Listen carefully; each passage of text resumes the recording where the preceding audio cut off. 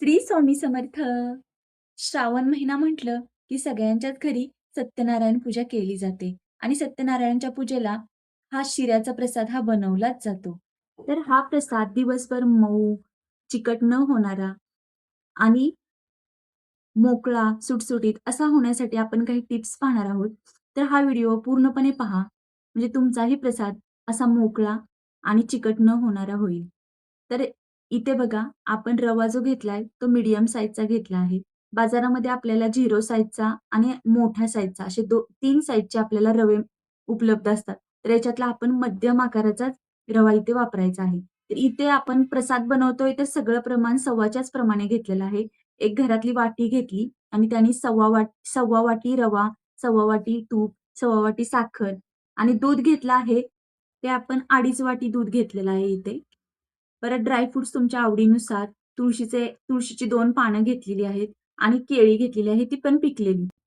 दुधामध्ये केशरचे धागे घालून आता दूध आपण दुसऱ्या गॅसवर तापत ठेवूया.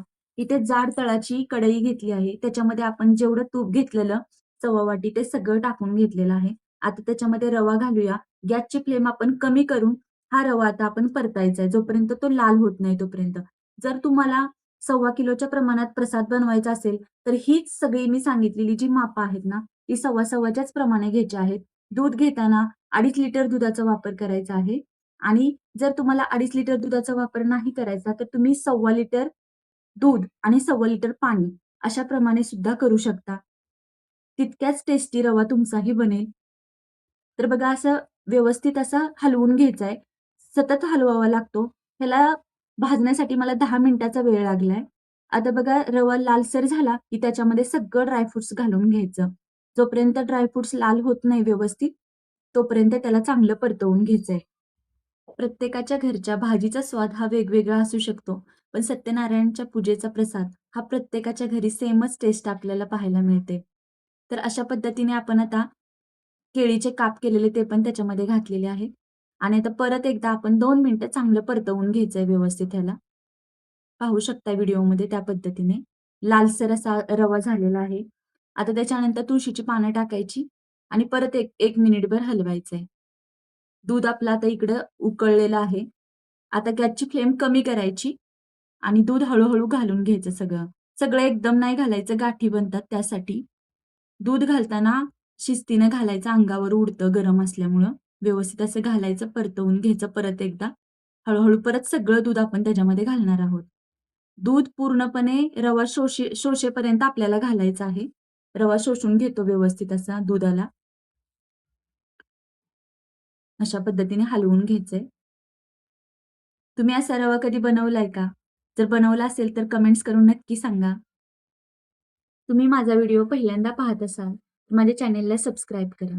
तर इथे बघा आता आपला रवा शिजलाय बऱ्यापैकी. आता सगळं शोषून घेतलंय रव्याने दूध. त्याच्यानंतर आपण साखर टाकणार आहे. त्याच्या आधी टाकायची नाही. जर आधी टाकली तर चिकट होतो रवा. त्यामुळं काळजी घ्यायची आणि व्यवस्थित असं पूर्णपणे दुधाने रवाला शोषल्यानंतरच आपण त्याच्यामध्ये साखर घालायची आहे. आणि परत एकदा हलवून घ्यायचंय आणि ह्याची ना 2 ते 3 मिनिटं वाफ काढायची आहे. त्यावेळेला गॅस कमी ठेवायचा आहे. तर बघा 2-3 मिनिटाची वाफ दिली आपण. असा मऊ, मोकळा, सुटसुटीत आपला प्रसादाचा शिरा तयार झालेला आहे. खूप छान असा आपला आता प्रसादाचा शिरा तयार आहे बघा. वरून आता वेलची पावडर टाकलेली आहे. तुम्हाला जर 1 किलोच्या प्रमाणात करायचं असेल, तर मी प्रमाण सांगितलेलंच आहे. त्या पद्धतीने तुम्ही करा आणि तुमचा अनुभव माझ्यासोबत शेअर करायला विसरू नका. वेळात वेळ काढून तुम्ही हा व्हिडिओ पाहिल्याबद्दल मनापासून धन्यवाद. पुन्हा भेटू एका नवीन रेसिपीसहित.